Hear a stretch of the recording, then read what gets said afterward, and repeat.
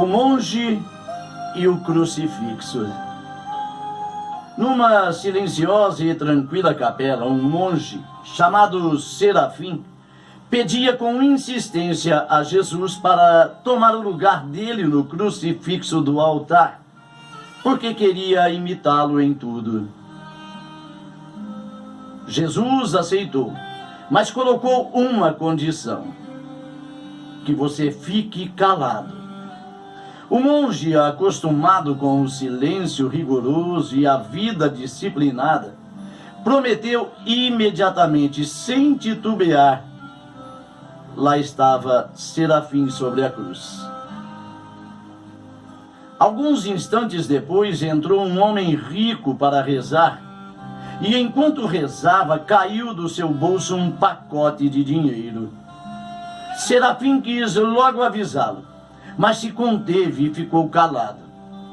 Logo em seguida entrou um mendigo e, assim que começou a rezar, viu o pacote de dinheiro no chão. Olhou de um lado e de outro, não havia ninguém. Pegou o dinheiro e saiu. Serafim ficou agoniado, querendo dizer que não podia fazer aquilo, mas como tinha prometido ficar calado, calado ficou. Depois entrou um rapazinho e começou a pedir para Jesus ajuda e proteção, pois iria embarcar para uma longa e perigosa viagem no mar. Naquele momento entrou o homem rico com a polícia, dizendo que havia esquecido o dinheiro na capela. A única pessoa que estava ali era aquele rapaz. Então os guardas o prenderam.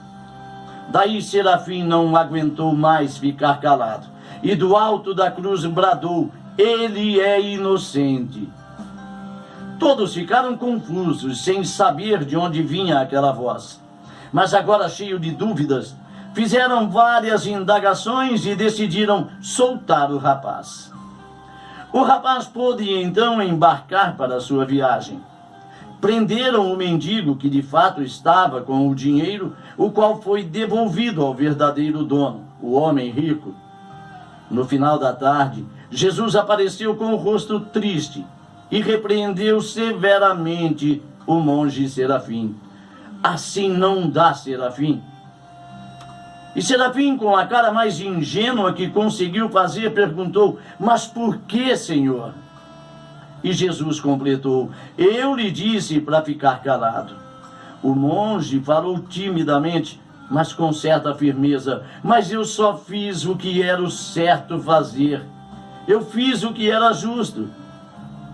Então Jesus, com doçura, lhe disse: não, Serafim, você errou em tudo. Você deveria ter ficado calado como me prometeu. Pelo contrário, falando, você atrapalhou meus planos. Aquele rico estava indo contratar um matador com aquele dinheiro, e eu fiz com que ele o perdesse na capela. O pobre tinha necessidade urgente daquele dinheiro, e eu fiz com que ele o encontrasse. O rapaz que embarcou está nesse momento afundando no mar, e ele tinha me pedido ajuda. Se ele tivesse ficado na capela somente por algumas horas, teria perdido o navio e não estaria agora morto no fundo do mar. Serafim, aprenda a lição. A minha providência conduz todas as coisas melhor do que você, mesmo quando aparentemente parecem estar erradas. Não sei quem é o autor dessa singela e sábia história, mas o seu ensinamento serve para todos nós. De fato, não é fácil entender os caminhos de Deus. Na nossa vida e no nosso mundo acontecem inúmeros fatos que nos desconcertam. Queremos achar alguma explicação racional e não conseguimos. Alguns se rebelam orgulhosamente, perdem a fé e terminam no desânimo ou revoltados contra Deus e contra tudo.